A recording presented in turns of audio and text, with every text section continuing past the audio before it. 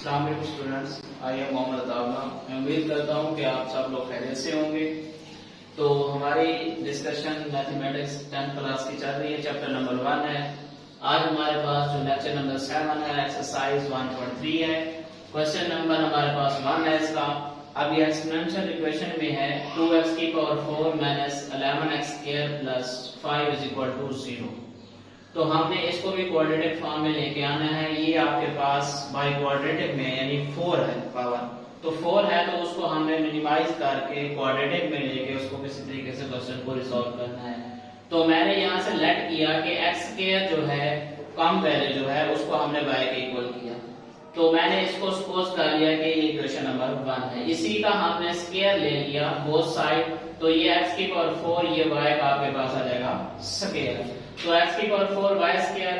अब देन कह रहा है इक्वेशन a बिकम्स, यानी कि आप जो इक्वेशन नंबर a है उसको हमने चेंज करना है, यानी जहां पे हमारे पास x स्क्वायर है वहां y पुट करना है, जहां x की पावर 4 है वहां पे y स्क्वायर। देखिए आपके पास 2, यहाँ x की पावर 4 था तो y स्क्वायर, माइनस आपके पास 11x स्क्वायर था तो y, ये प्लस 5 इज इक्वल टू 0। अब ये इक्वेशन आपके पास क्वाड्रेटिक फॉर्म में आ गई है, स्टैंडर्ड फॉर्म में। तो अब हमारे पास क्वाड्रेटिक इक्वेशन को सॉल्व करने के 3 मेथड्स हैं। अब हमने कोई भी चूज कर लेना है उसमें से, आपकी मर्जी कि कंप्लीट स्क्वायर मेथड से सॉल्व करें, फैक्टराइजेशन मेथड से सॉल्व करें या क्वाड्रेटिक फार्मूले से सॉल्व करें। मैं यहाँ से फैक्टराइजेशन मेथड उठा रहा हूँ। 5 को 2 से मल्टीप्लाई का मतलब 10 आना चाहिए। क्वेश्चन नंबर 2 की तरह एक्सरसाइज 1.1 में तो हमने 2y square minus 10y minus y plus 5 आ गया। 4 टर्म्स आ गई, फर्स्ट 2 टर्म में से हमने कॉमन लेना है। तो यहाँ से हमने 2y कॉमन लिया, 2y कॉमन लिया तो 2 भी बाहर चला गया, एक y भी y बच गया।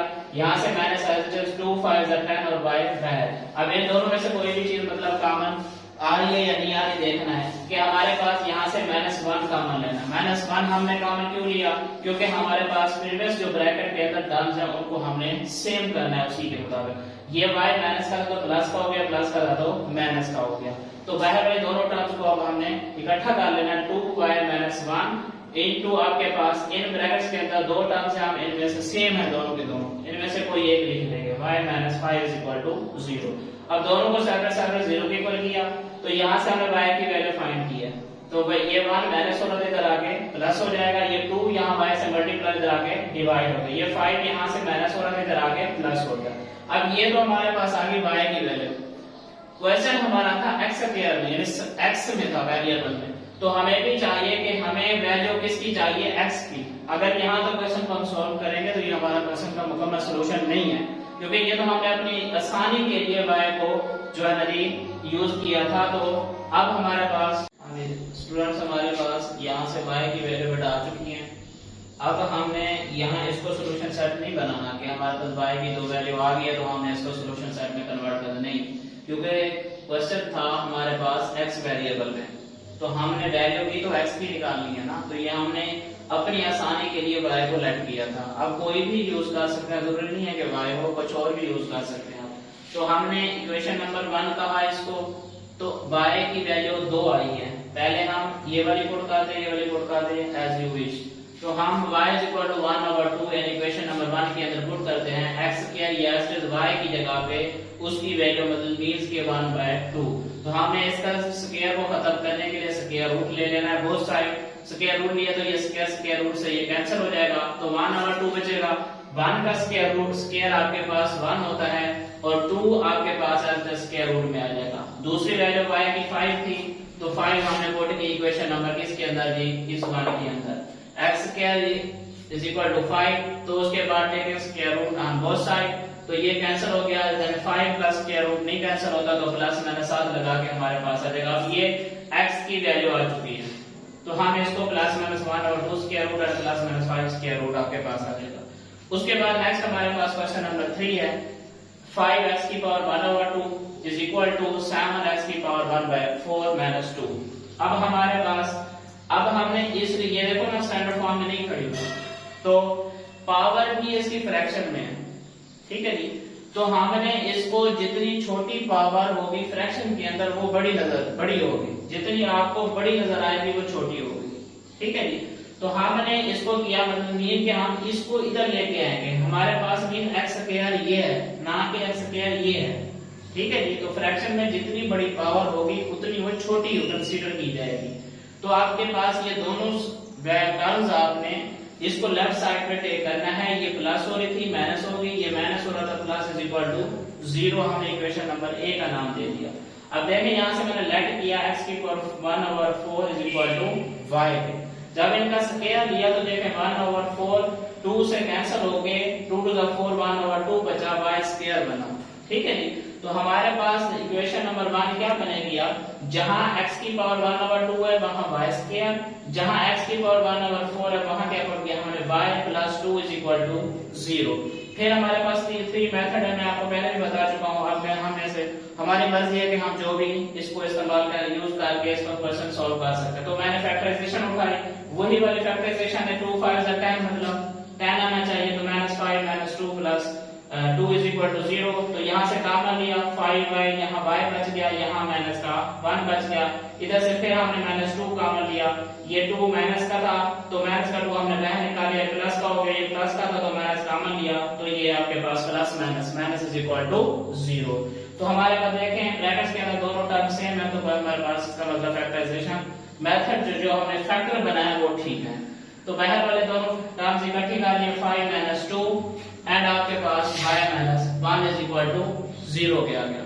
अब दोनों को फिर हमने 0 के इक्वल करना है, यानी 5 - 2 एंड आपके पास y - 1 इज इक्वल टू 0। ये 2 माइनस और इधर आगे प्लस हो चुका है, ये मल्टीप्लाई और इधर आगे डिवाइड हो चुका है, और ये माइनस और इधर आगे प्लस हो चुका है।